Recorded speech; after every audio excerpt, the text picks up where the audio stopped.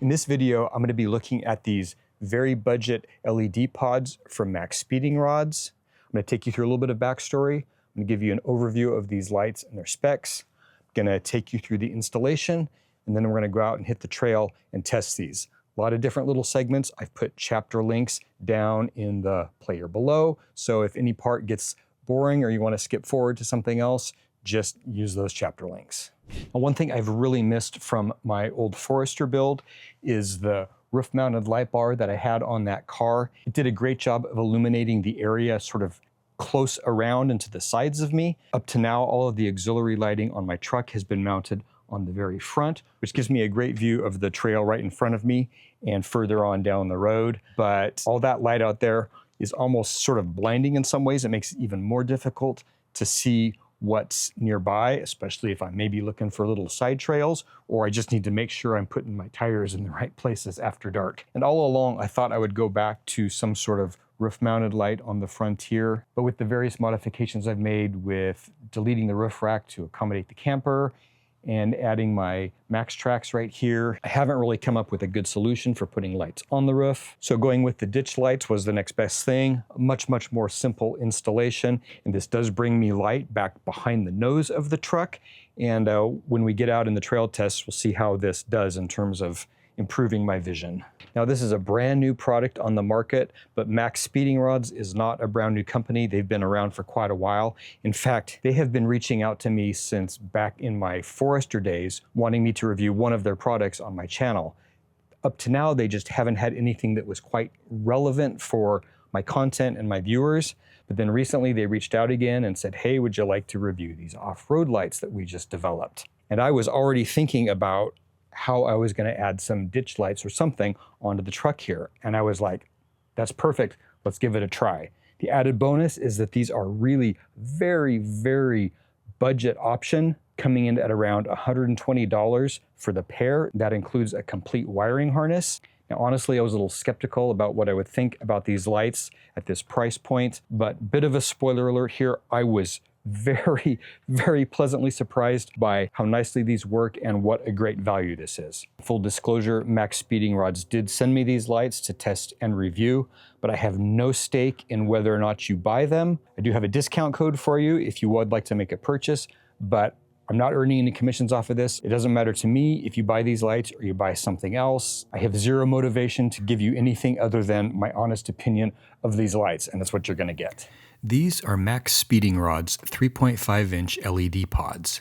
These 12-volt auxiliary lights come with an IP68 waterproof rating and output 19,200 lumens across a 270-degree field of view. The provided switch separately controls the main light and the switchable white or amber daytime running light function.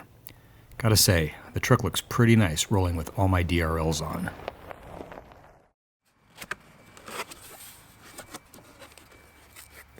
The lights come as a plug-and-play package ready for easy installation with a complete wiring harness, along with stainless steel hardware for mounting and lens accessories I'll talk more about in a minute. The metal housings are ruggedly built with ample cooling fins. So this wiring harness is very pleasantly complete and very plug-and-play. You'll attach that to your battery power. There is an inline fuse already in place. There is a relay that you will attach someplace under your hood. It goes up to these plugs, which plug right into the cords that are already on the lights. And then there is a switch. And a detail that I really appreciate is that the end of the wire with the switch is actually unplugs. So you can feed one or the other end through whatever you need to feed it through without trying to get all of this like through your firewall or whatever. So that's all very nicely thought out. The Maxpeedingrod pods come with snap-on covers in case you live in a state or country that requires auxiliary lights to be covered while on the streets and roads. There are also optional clear and amber lens optics available to convert the spot configuration to a flood pattern, which I'll be testing later in the video. I'll be installing the lights on these Maxgear Armor brackets designed specifically for the 2nd Gen Frontier and Xterra. Now, the installation of these Maxgear ditch light brackets on the Frontier could not be any easier. You just remove this one bolt right here and bolt it right on. This is a 12 millimeter.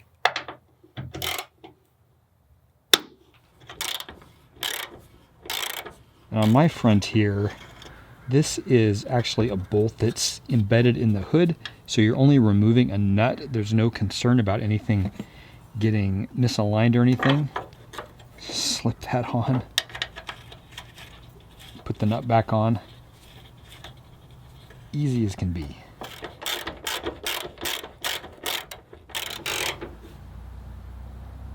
I love how clean and sleek these mounts are. Maxgear Armor does not have a website, but you can reach out to him via Instagram messaging if you'd like to order a pair for your Frontier or Xterra. And these are designed to not interfere with a snorkel for the Frontier if you do have it or if you're thinking about putting one on. I'm installing my Maxpeedingrods pods as ditch lights, but you could install these any place you might need auxiliary lighting, such as on your front bumper or your roof. Positioning is a breeze, and I appreciate the dual bolts to securely lock these right where I want them. Now, exactly where you mount this relay isn't super important. You just need to make sure, obviously, that everything is going to reach. Here you can see I've got a couple of other accessory relays that I just mounted right on top of this fuse box. I might do the same with that. I might put that right there. But I'm going to actually work my way backwards from the lights and make sure I've got enough cord to get to where I need to get in case this needs to be mounted closer to the firewall or something. Now, how you get through the firewall is going to depend on your vehicle. If you have a second-gen Frontier, there is a rubber grommet right here to the right of the brake cylinder, and you can puncture that and pass wires through. I already have multiple wires coming through there, so I will just push one more right through. And inside the cab, you'll find the other side of that, in the driver's footwell, almost all the way over to the wall. And exactly how you'll run your wire from your light under the hood is also going to depend on your vehicle. These brackets for the Frontier are actually designed for the wire to come down in this little gap right here, and there's even a spot to put a zip tie and clip it. But this wire is too fat to go into this gap, so I am running it back behind here through this little space. And I'm just going to get these hooked up. And once I've got everything hooked up and attached where it's going to be attached, we'll tidy up these wires. We'll zip tie them up and make sure that they're out of the way. So there's the end of the switch wire. There's the rest of the harness. I'm going to just get these reconnected here. There, like that. Okay. I'm attaching the relay to my fuse box with a sheet metal screw and a washer. My other accessory relays have been secured this way for years with no issues. And just hook up your red wire to your positive battery terminal one way or another. And then your black wire connect to the chassis someplace. I've got a bolt here where all the rest of my accessories have their grounds. Okay. The switch is backed with self-adhesive, which makes for a quick, easy install on any flat surface. That's the main light right there. In theory, I press that and those lights should come on. Yeah. And off. And then the daytime running lights, it looks like it's one press for white daytime running lights. Second press gets orange daytime running lights. And a long press switches them off. The switch itself is illuminated as well. Main lights on, main lights off. Amber DRL on, white DRL on, DRL off. All right, that was very simple and straightforward. Next, we'll have to get out on the trail with these. I'm up in the hills to give these lights a try in my usual environment.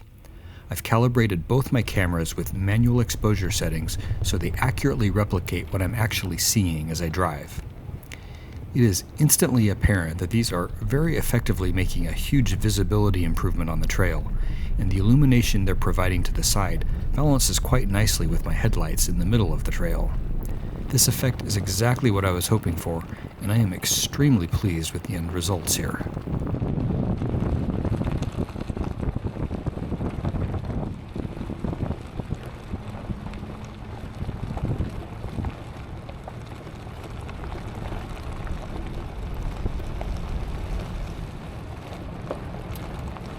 These inexpensive little lights really pack more punch than I expected.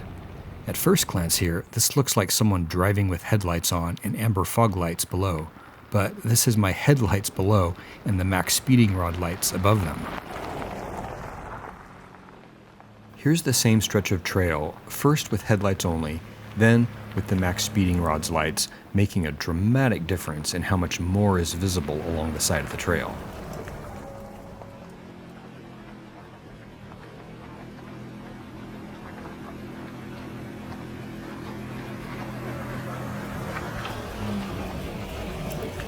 Here's another comparison where I'm looking for a side road to turn up, such as when I'm searching for a campsite.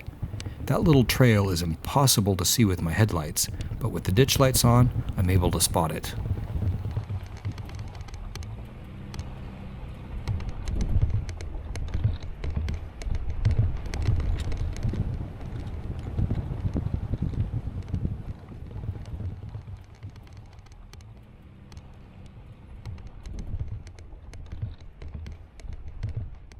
Okay, I realize this might be a little hard to sort of visually wrap your head around, but I'm up against a big pile of gravel here, and the only thing that is on are the ditch lights. So we can see the pattern that they make when just out of the box. Now, I wanted to see what it looks like with these little covers they put on. They called this spot configuration, and with the little lenses that clip on, they call it more of a flood pattern. So let's see how this looks different.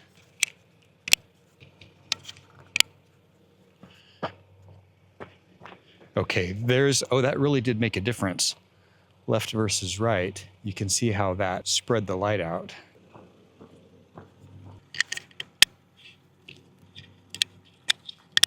You can see how that makes a much broader sort of swath of light. I'm impressed by the difference that makes. Wow, I might have to try that on the road like that and see. Okay, and Frontier lights. And then the Maxpeedingrod lights in straight out of the box in the spot configuration. That is with the flood diffusers. So that's in the flood pattern.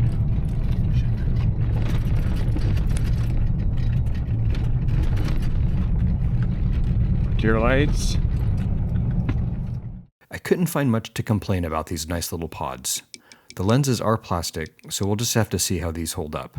The 270-degree light distribution means my passenger side ditch light glares at me a bit.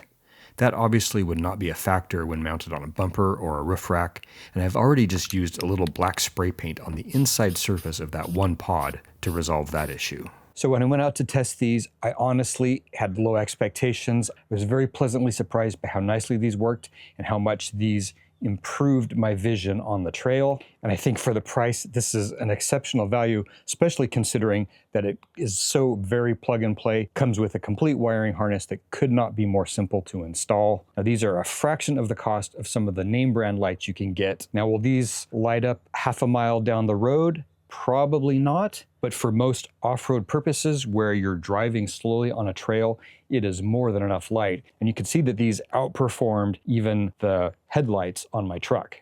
A quick shout out again to Maxgear for providing the ditch light brackets for my Frontier. So nicely designed, so simple to install.